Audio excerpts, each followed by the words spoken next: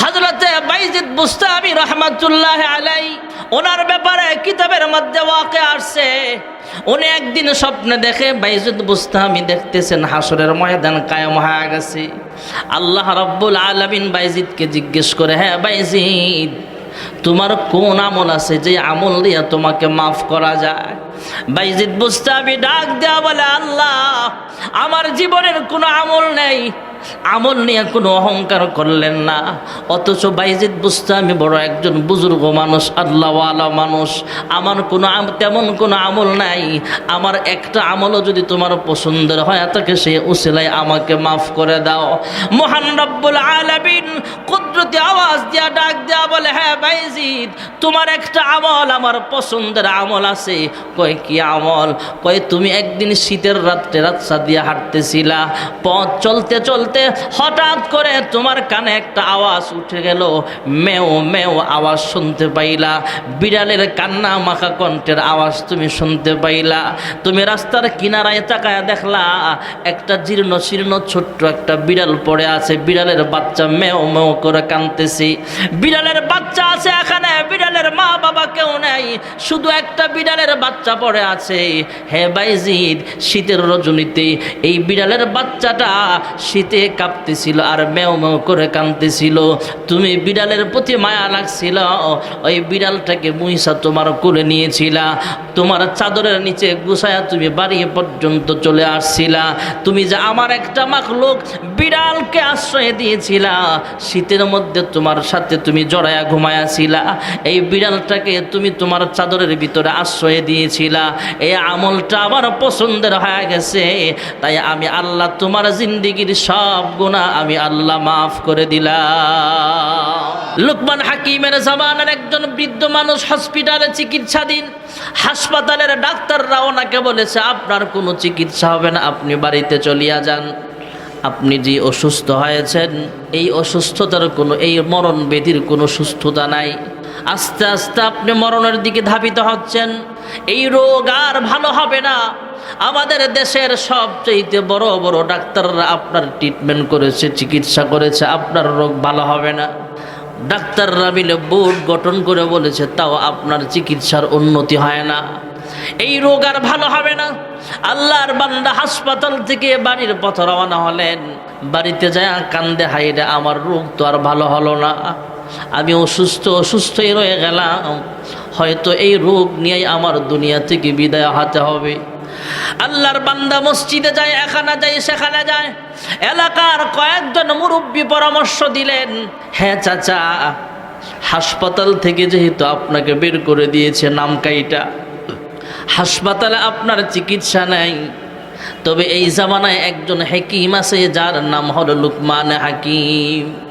আপনি একটু লুকমান হাকিমের কাছে যেয়ে দেখতে পারেন, পরীক্ষামূলকভাবে ওনার কাছে যায় ট্রিটমেন্ট করতে পারেন, চিকিৎসা নিতে পারেন, হয়তো আল্লাহ তাআলা আপনার রোগ ভালো করে দিবে।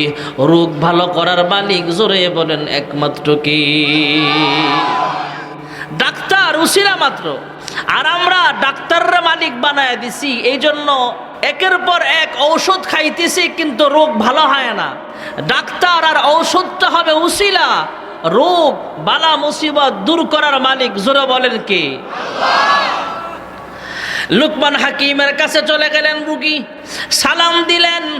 রুগী আবার ডাক্তার লুকমান হাকিমের কাছে বিস্তারিত সব ঘটনা বুঝায় বললেন, হ্যাঁ লুকমান হাকিম, হাসপাতাল থেকে আমি বের হয়ে চলে আসলাম, এলাকার কয়েকজন মিলে আমাকে আপনার কাছে আসার জন্য পরামর্শ দিয়েছে, এমন এমন অসুস্থ আমি, আপনি একটু আমার চিকিৎসা করেন, দেখেন আল্লাহ আমার চিকিৎসার উন্নত হয় কিনা, রুগী ভালো হয় কিনা।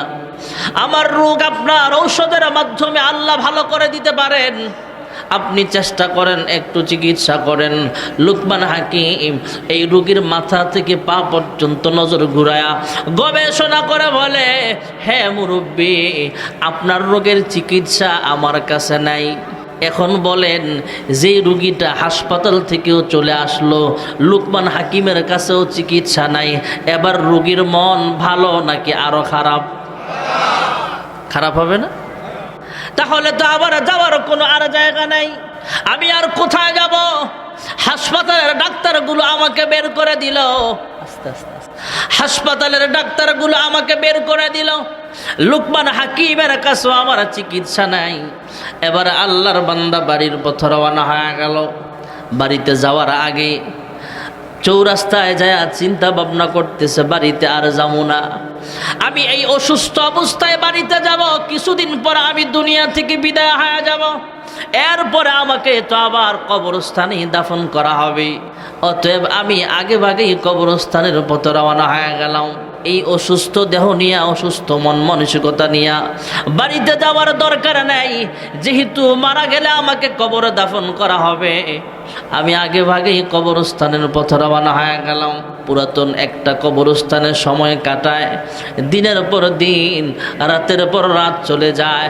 এরপরও আল্লাহর বান্দার উন্নতি হয় না, চিকিৎসা হয় না, তার রোগ ভালো হয় না। আর আসমানের দিকে তাকায় শুধু মালিকের দরবারে কান্দে, আল্লাহ কি রোগী বানাইলে আমার এখনো সুস্থ হই না, আবার মরণও আসে না। এমন ব্যথা, এমন শরীরে আমি এমন অসুস্থ হয়ে গেলাম। বাড়ির যেতেও ভালো লাগে না, কবরস্থানে বাইচা থাকতো আমার ভালো লাগে না। মনটা চায় এখনো যদি আমি মারা যাইতাম, তাহলে কবরে চলে যাইতাম, তাহলেও শান্তি পাইতাম। এই মন মানসিকতা নিয়ে কবরস্থানে জিন্দেগি কাটায়, একা একা সময় কাটায়। কবরস্থানে সময় কাটাইতে কাটাইতে কয়েকদিন অতিবাহিত হওয়ার পর হঠাৎ দেখে আসমানটা মেঘাচ্ছন্ন দেখা যায়। আসমান থেকে বৃষ্টি বর্ষণ শুরু হয়ে গেল। পুরাতন কবরস্থানে একটা মাথার ঠুলি দেখা যায়।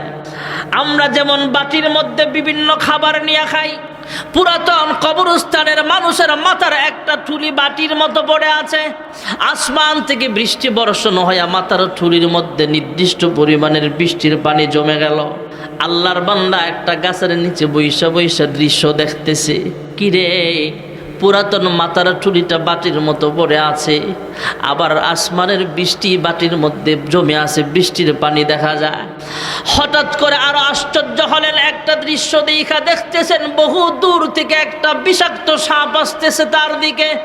সে একবার ভয় পায়, আবার বলে মরলে মরব, অসুবিধা নাই, আমি তো মরার জন্যই কবরস্থানে পড়ে আছি। সাপ যদি কামড় দেয় হয়তো আমি মারা যাব, কোনো অসুবিধা নেই। কিন্তু আল্লাহর বান্দা সাপটাকে দেখে আশ্চর্য হলেন। একদম মোটা তাজা বিষাক্ত সাপ, তবে অনেক বয়স্ক সাপ। বয়স্ক সাপ আস্তে আস্তে এই লোকের কাছে আসে নাই। ভেবেছিল ওনার কাছে আসবে, কিন্তু রুগীর কাছে আসে নাই। পুরাতন মাথার ঠুলির মধ্যে যে বৃষ্টির পানি জমে আছে, ওই বৃষ্টির পানির মধ্যে একটু বিষ ঢাইলা দিয়া সাপ আবার চলে গেছে। সুবহানাল্লাহ। রোগী মানুষ যিনি মরণের অপেক্ষায় আছেন, তিনি এখন মনে মনে ভাবে, হায় রে, কখন মরণ আসবে জানি না, তবে এখন যদি বিষাক্ত পানিটা আমি পান করি, কারণ সাপের বিষ যেহেতু পানির মধ্যে ছেড়ে দিয়া চলে গেছে, আমি যদি এমন বিষাক্ত পানিটা পান করে ফেলে আমার মরণটা হয়তো কাছাকাছি হয়ে যাবে। এই চিন্তা ভাবনা করে পুরাতন মাথার ঠুলির ভিতরে বিষাক্ত পানি, যেটা বৃষ্টির পানি, যেটা সাপ সবল দিয়া বিষ ছাড়ছে, এই পানিটা উনি খেয়ে ফেললেন। খেয়ে ফেলার কিছুক্ষণ পর অনুভব করতে পারলেন মহান রব্বুল আলামিন ওনার শরীরের সব রোগ আল্লাহ ভালো করে দিয়েছে। আল্লাহর বান্দার রোগ ভালো হয়ে গেছে, অনুভব করতে পারছেন। এবার তিনি কবরস্থান থেকে বের হয়ে বাড়িতে না যায় হাসপাতালের পথে রওনা হলেন। হাসপাতালে যায় ডাক্তারদেরকে আবার বলতেছেন, আপনারা না বলেছেন আমার চিকিৎসা নাই, এখন আমাকে পরীক্ষা করেন দেখি। হাসপাতালের ডাক্তাররা পুনরায় ওনাকে টেস্ট করলো। টেস্ট কইরা বলে, আমাদের হাসপাতাল থেকে বের হইয়া কোন হাসপাতালে গেলেন? যে হাসপাতালে যায় আপনার চিকিৎসা হলো, আপনার রোগ ভালো হয়ে গেল। আগে যে রোগ ধরা খেয়েছিল, এখন টেস্ট করে আমরা দেখলাম আপনার শরীরে কোনো রোগ নাই। আর জোরে কম। এবার মুরব্বী চাচা হাসপাতাল থেকে বের হয়ে বাড়ির পথে না যায় লুকমান হাকিমের বাড়ির পথে রওনা হয়ে গেলেন। লুকমান হাকিমের বাড়িতে যা বলে, হ্যাঁ লুকমান হাকিম, আপনি বড় একজন হাকিম, এই জামানার সবচেয়ে বড় হাকিম হলেন আপনি। দেশের বড় বড় ডাক্তাররা আমাকে বের করে দিয়েছে, কিন্তু আপনার কাছে এসেছিলাম, আপনি বলেছেন আমার নাকি কোনো চিকিৎসা নাই। এখন তো এমন এমন ঘটে গেল, আমি বাড়িতে না যায় মরার অপেক্ষায় কবরস্থানের পথে রওনা হয়েছিলাম। কবরস্থানে দিন কাটাইলাম, রাত কাটাইলাম। বিষাক্ত একটা সাপ পুরাতন মাথার ঠুলির মধ্যে বৃষ্টির পানি জমে আসিল, সেটার মধ্যে সুবুল মাইরা বিষ ছাড়ছে, আর আমি সেই পানি খাইলাম। আল্লাহ তাআলা আমাকে ভালো করে দিয়েছেন। হ্যাঁ লোকমান হাকিম, আপনি তো বলেছেন আমার কোনো চিকিৎসা নাই। লোকমান হাকিম তো বড় জ্ঞানী মানুষ, তিনি ডাক দিয়া কয়, হে চাচা, আমার কাছে চিকিৎসা নাই সেটা বলেছিলাম, তবে আপনার রোগ ভালো হবে না সেটা আমি বলি নাই। সুবহানাল্লাহ। আপনি যখন আমার কাছে এসেছিলেন, আমি মাথা থেকে পা পর্যন্ত গবেষণা করে দেখলাম আপনার শারীরিক যে অসুবিধা আছে, রোগগুলো আছে, এই রোগগুলোর জন্য পুরাতন কবরস্থানের একটা মাথার ঠুলি লাগবে, মানুষের মাথার ঠুলি। আবার সেই মাথার ঠুলির মধ্যে বৃষ্টির পানি লাগবে নির্দিষ্ট পরিমাণ। আবার অমুক বয়সের বৃদ্ধ একটা সাপ আইসা বিষ ছাড়তে হবে নির্দিষ্ট পরিমাণ। বেশি বিষ দিলেও মারা যাবেন, কম বিষ হলে আপনার শরীরের রোগ ভালো হবে না। আমার কথাই তো আর সাপ বিষ ছাড়বে না, এই জন্য বলেছিলাম আমার কাছে চিকিৎসা নাই, তবে আল্লাহ তাআলা এমনভাবে আপনার চিকিৎসা করে আপনার দেহটাকে রোগ মুক্ত করেছে। যেরকম সুবহানাল্লাহ।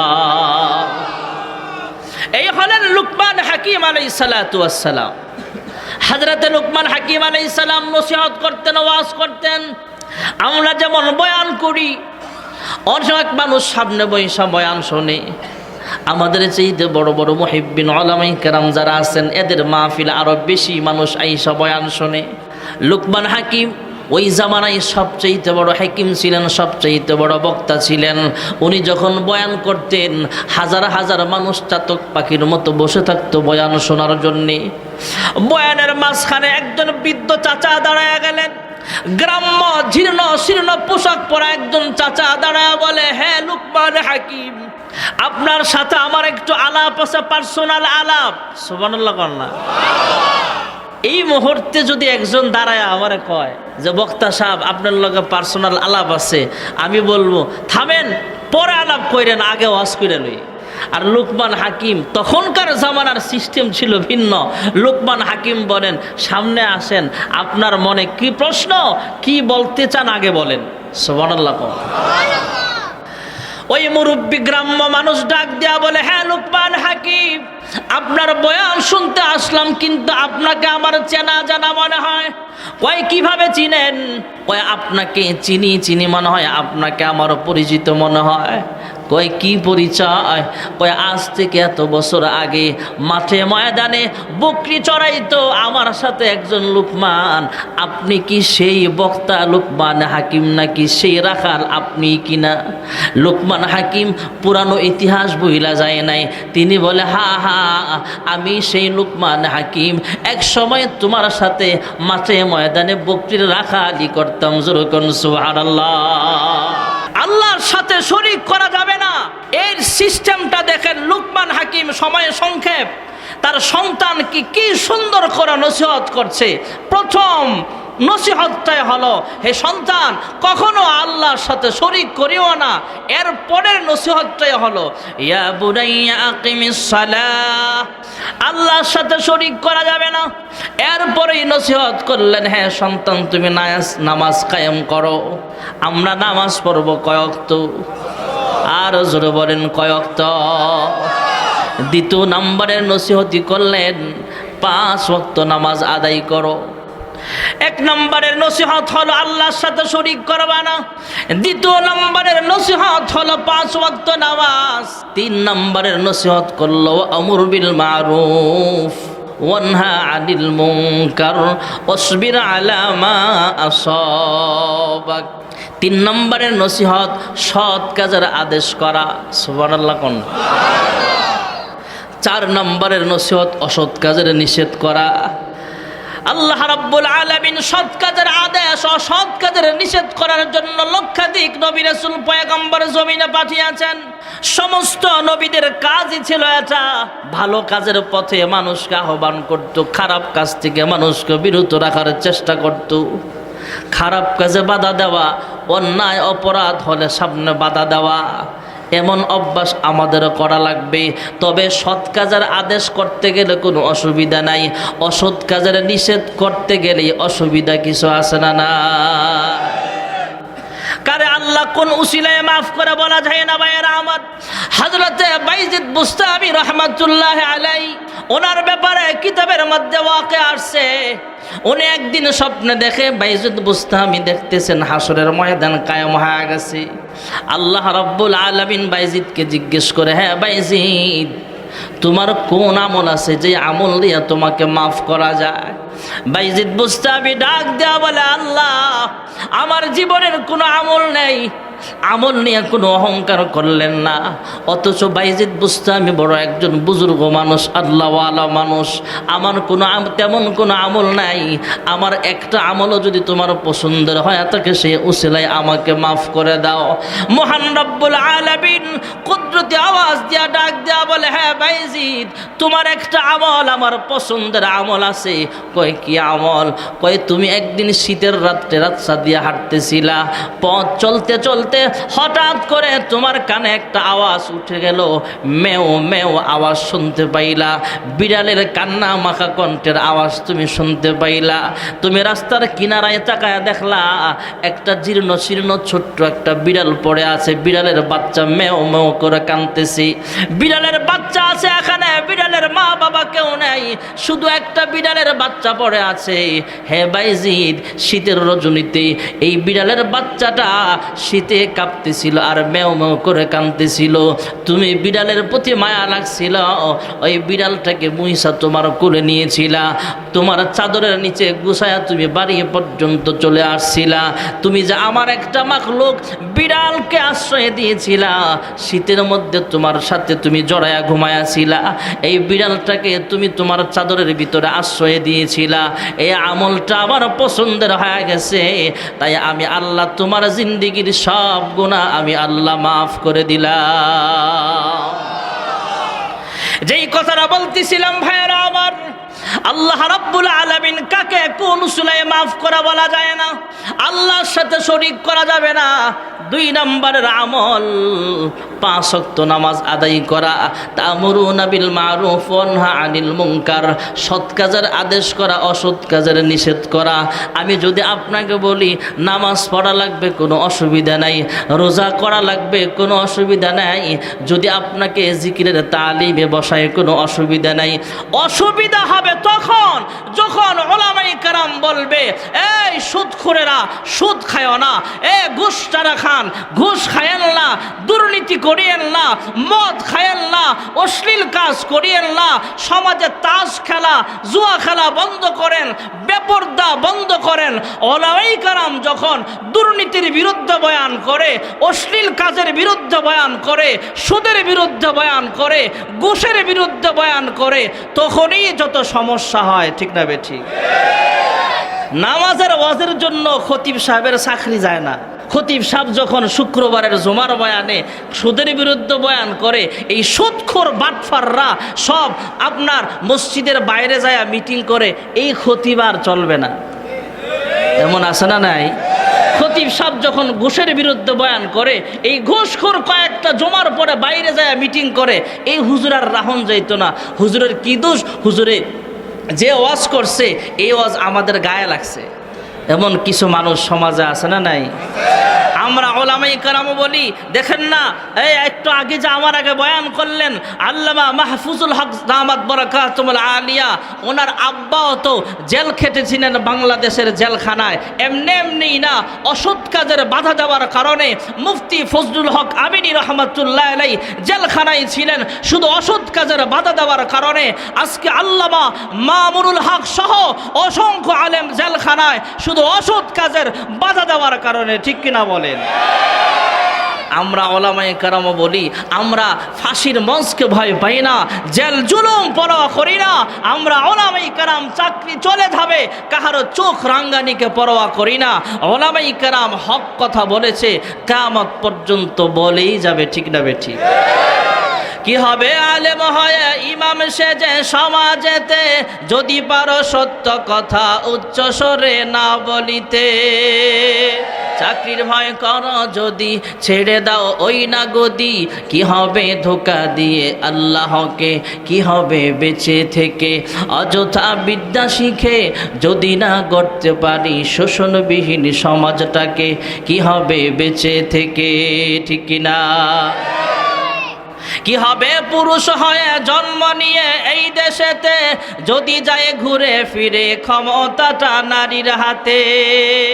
কিবা জবাব দিবে, কিভাবে মুখ দেখাবে আমাদের আগামী সেই প্রজন্মকে, কি হবে বেঁচে থেকে অযথা বিদ্যা শিখে, যদি না গড়তে পারি শোষণবিহীন সমাজটাকে, কি হবে বেঁচে থেকে? কি হবে ছাত্র সেজে চুমু খেয়ে সনদ খানা, যদি হয় বিদ্যালয়টা পতিতাদের আড্ডাখানা। এর চেয়ে মরাই ভালো, দেশ ছেড়ে যাওয়াই ভালো। কি হবে ধোকা দিয়ে বিবেকটাকে, কি হবে বেঁচে থেকে অযথা বিদ্যা শিখে, যদি না গড়তে পারি শোষণবিহীন সমাজটাকে, কি হবে বেঁচে থেকে? কি হবে লেখালেখি কলমবাজির এই মহড়া, সমাজের আসল চিত্র যদি না যায় তুলে ধরা। যদি ওই ঘোষের বলে কলমটা উল্টো চলে, যদি ওই ঘোষের বলে কলমটা উল্টো চলে, তবে কি যাবে রোখা দুর্নীতিকে, কি হবে বেঁচে থেকে অযথা বিদ্যা শিখে, যদি না গড়তে পারি শোষণবিহীন সমাজটাকে, কি হবে বেঁচে থেকে, ঠিক না বেঠিক? যেই কথা বলতেছিলাম ভাইয়ারা আমার, সৎ কাজের আদেশ অসৎ কাজের নিষেধ করতে গেলে অনেক সমস্যার সমাধান, অনেক সময় সমস্যায় পড়তে হয়। আল্লাহর হাবিব রাহমাতুল্লিল আলামিন নিজেও সমস্যায় পড়েছিলেন। আল্লাহর হাবিব মক্কায় থাকতে পারে নাই, মক্কার মানুষ জায়গা দেয় নাই, মদিনায় চলে গিয়েছিলেন। সাহাবায়ে কেরাম মদিনায় হিজরত করে চলে গিয়েছিলেন। মদিনায় যাওয়ার পরও সৎ কাজের আদেশ অসৎ কাজের নিষেধ করার কারণে তাদের উপরে হামলা করা হয়েছিল। মক্কার আবু জাহেল, আবু লাহাব, আবু তালেব সহ আবু লাহাব সহ কাফের সর্দাররা আল্লাহর হাবিবকে আক্রমণ করার জন্য মদিনার পথে রওনা হয়ে গিয়েছিলেন। মদিনার কাছাকাছি জায়গায় বদরের প্রান্তরে বদর যুদ্ধ সংগঠিত হয়েছিল। আল্লাহর হাবিব দূতের মাধ্যমে খবর পাইলেন কাফেররা কয়েক হাজার সৈনিক নিয়ে মক্কা থেকে মদিনায় হিজরত করতেছেন। কি করা যায়? আল্লাহর হাবিব রাহমাতুল্লিল আলামিন সাহাবায়ে কেরামদের নিয়ে ডাকলেন, সাহাবীরা কি করতে পারি? মুহাজির এবং আনসার সাহাবীদের মধ্যে মাত্র 313 জন সাহাবীর নাম লিখাইলেন। যুদ্ধের ময়দানে নেমে গেলেন। যুদ্ধের ময়দানে সাহাবীদেরকে নামায়া আল্লাহর হাবিব সেজদায় পড়ে আল্লাহর কাছে কাঁদতেছেন, আয় আল্লাহ, এই 313 জন সাহাবী আমার 13 বৎসরের কষ্টের ফসল। আয় আল্লাহ, মুসলমানদেরকে বিজয় দান করেন। ইসলাম জিন্দা রাখতে হলে মুসলমানদেরকে বিজয় দান করেন। মহান রব্বুল আলামিন শক্তির বলে নয়, জোরের বলে নয়, ইমানে বলে বলিয়ান হয়ে যখন মুসলমানরা ময়দানে ঝাঁপিয়ে পড়েছে, আল্লাহ তাআলা মুসলমানের শক্তি কম হলো মুসলমানদেরকে বিজয় দান করেছে। যেরকম সুবহানাল্লাহ। বিভিন্ন দেশে মুসলমানরা মাজলুম। আমি আলহামদুলিল্লাহ দেশের বাইরেও প্রোগ্রাম করি। এই মাসেও 4 দিনের সফর আছে পাশের রাষ্ট্র ইন্ডিয়াতে। এখানে আমরা যা মানুষ, আমাদের বাংলাদেশে ভারত থেকে বক্তা আসলে যেমন মানুষ হয়, এমন আমরাও যখন অন্য দেশে যাই তখন হাজার হাজার মানুষ একসাথে হয়। শুধু আমাদের পাশের রাষ্ট্র ভারতে 50 কোটিরও বেশি আছে শুধু মুসলমান। সংখ্যাও তো কম না, পুরা বিশ্বে 200 কোটির উপরে মুসলমান। আর মুসলমানের বিজয় শক্তির বলে না, মুসলমানদের বলে, ইমানই বলে বলিয়ান হয়ে যখন বদরের প্রান্তরের মতো আমরা সামনে আগায়া যাব, ইনশাআল্লাহ মুসলমানের বিজয় দান করবেন কে? আর জোরে বলেন কে? ইয়া বুনাইয়া আকিমিস সালাতা ওয়া আমুর বিল মা'রুফি ওয়ানহা আনিল মুনকার ওয়াসবির আলা মা আসাবাক। এক নম্বরের নসিহত, তোমরা আল্লাহর সাথে শরীক করিও না। লুকমান হাকিম সন্তানকে দ্বিতীয় নম্বরের নসিহত করলেন, 5 ওয়াক্ত নামাজ পড়ো। 3 নম্বরের নসিহত, সৎ কাজের আদেশ করো। 4 নম্বরের নসিহত, অসৎ কাজের নিষেধ করো। আর 5 নম্বরের নসিহত হলো, অসৎ কাজের নিষেধ করতে গেলে বিপদের সম্মুখীন হওয়া লাগবে, তখন ধৈর্য ধারণ করো। এই 5টা নসিহত জোরে জোরে কোন সুবহানাল্লাহ।